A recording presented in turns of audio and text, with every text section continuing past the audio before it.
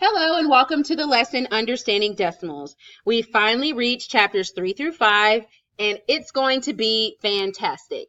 Now, during this unit, we're going to be using a few of our math practices. Of course, we'll be solving problems and we need to persevere through them. We will definitely be critiquing the reasoning of others, so we must be able to talk and explain. Obviously, we will attend to precision and we will pay attention to the structure and repeated reasoning of the problems that we're looking at. We will also model a few things in mathematics using base 10 blocks. Let's take a look at our scale. This is chapter 3, lessons 1 and 2. Our goal is going to be to write the value, place value, and forms of decimals up to the thousandth digit.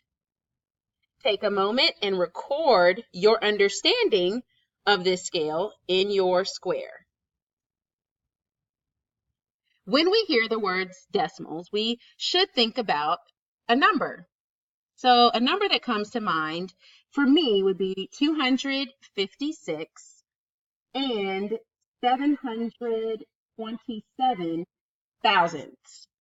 Now, don't freak out when you think about decimals. Think about them the same way you think about money. At least when we're talking about decimals to the hundredths place. This is the hundredth place. And if you look, this number up until this point looks just like a value of money. We would read this $256.72. Pretty neat, right? So don't let decimals intimidate you. You've seen them before. This number is read as 256 and 727 thousandths. Oh dear, I said the wrong word. Let's move on. Here we have the number 135 and 678 thousandths. We see the number is written in standard form here. Next, we see the number is written in word form. Pay close attention to the word and. And is referring to the decimal point. It's not called a period, it is called a decimal point. In math, the sections of place values are called periods. So be very careful that you call a decimal point when we're in math. The number written in expanded form, you've seen this before. The number in expanded form looks just like that. Notice the thousandths place, the hundredths place, and the tenths place. That should be new with this chapter. And then we have the number written in expanded and word form. In the number 135 and 678 thousandths, we have 100, 3 tens, see that here? 5 ones, 6 tenths, 7 hundredths, and 8 thousandths. Some of you are probably wondering, what in the world is this? Well, it's expanded form as an expression.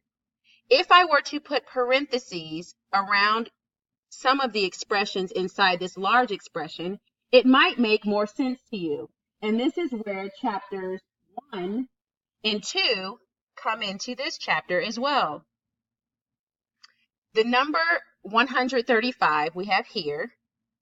How do I create this number? And not really create it, but how do I write it in an expression? Well, we know that the number 100, or the digit 1 here, actually represents 100. So 1 times 100 is 100. 3 times 10 is 30. 5 times 1 is 5. And here is where we go back to chapter 1.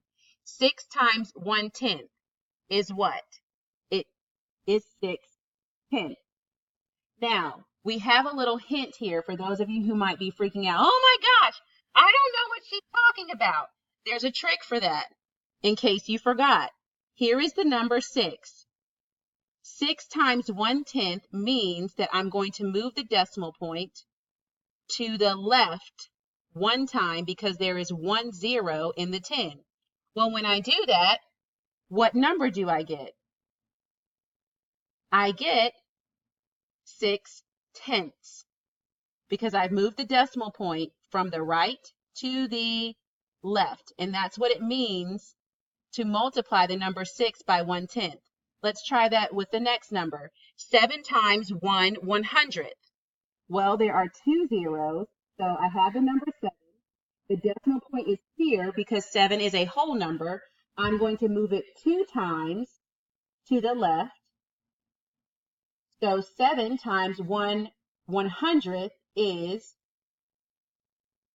0.07 or 7 hundredths.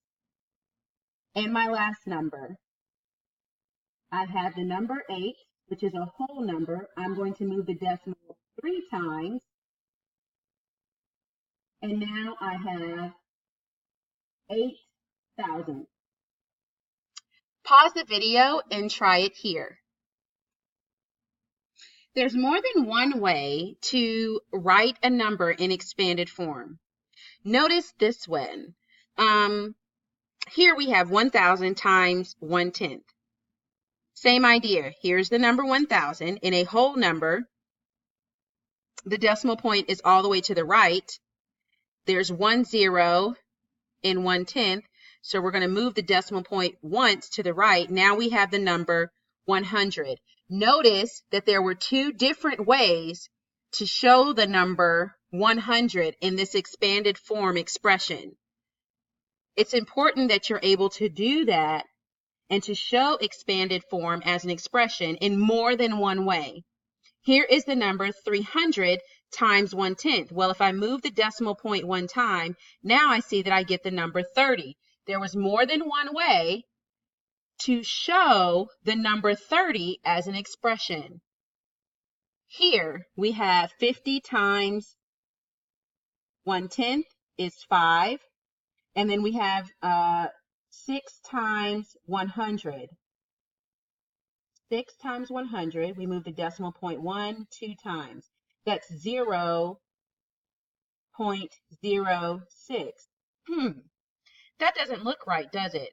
That's because it is incorrect.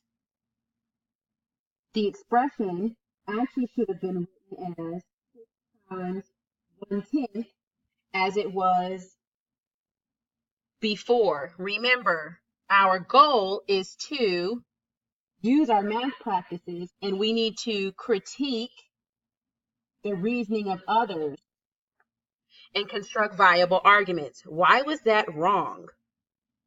Well, that's wrong because to move the decimal point twice would be 6 hundredths, and we're actually trying to show 6/10.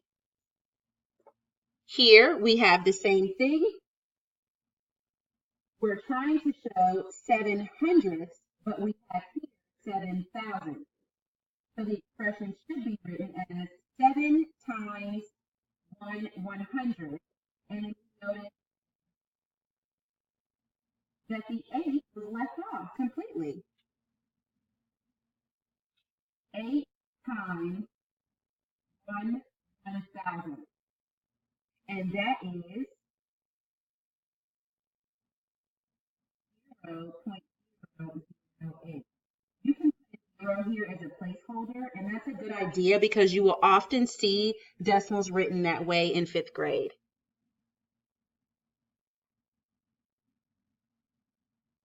Now we have the question, what if digits are less than thousandths? How do we read them?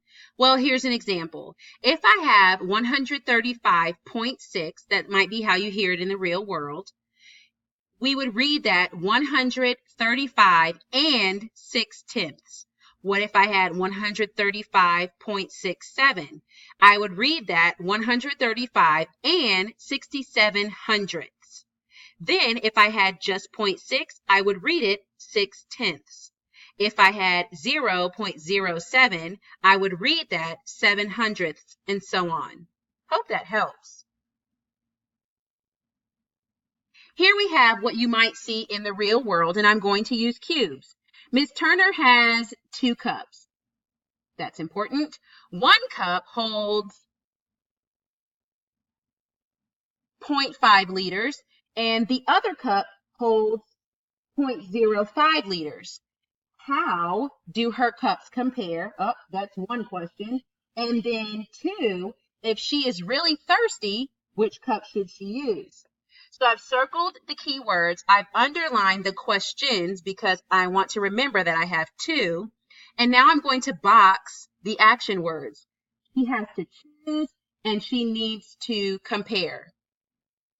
Now I'm going to explain and solve the question, evaluate. I need to choose a strategy. I'm going to write down the information that was important. 5/10 and 5/100. When I was in another grade, before this one, I learned to compare numbers using less than, greater than, and equal to. So in order for me to determine which number is the largest, I will look at the places. Is there a number in the 10th place? Yes, there's a 5. Is there a number in the 10th place in the number to the right? No, there is not. And we know that tenths are larger than hundredths. So if I have 5/10, that's more than 5/100. Because these are decimals, but they're also parts of a whole. That sounds familiar? You're right. They're fractions. Another way to write 5/10 is just like that. Another way to write 5/100 is like this. Now it's a lot easier to see, if you remember your fractions, which one is the greatest. Clearly, 5/10 is greater than 5/100. You'll notice that we compared the numbers. Ms. Turner should choose the first cup, which is 0.5 liters, because 0.5, or we could say 5/10, is greater than 5/100. Let's write the following number in expanded form in 2 different ways. I'm going to pause the video and do that and come right back. Okay, here is the problem written, or the number written in expanded form in 2 different ways. Notice here, I did 100 times 1/10. Remember to move the decimal point 1 time, which would make it 10. Remember the other rule, we can move the decimal point to the right when we're multiplying by a whole number. So this would be 3. And then we left the decimals the same for now because you're still learning this skill. So this would still be 5/10, and this one would still be 6/100. Why don't you try to write this number in expanded form in, make sure you try 2 different ways. Notice that in the answers that I gave, there's only one real change, which is the ones place. And that's because we're still learning these 2, the hundredths and the thousandths. So I don't want you to get confused trying to multiply decimals and fractions because that actually gives you a smaller number. So we'll have to be careful with that. Notice that in the problem I gave you as well, though, there were no tenths. So just like when we write numbers regularly in expanded form, if the place value is represented by a 0, we just leave it out. We don't include it. Check your scale and see how you did. Was your practice problem correct with written proof, or are you somewhere else on the scale? Wherever you are, write down your questions, be as specific as possible. Thanks for watching.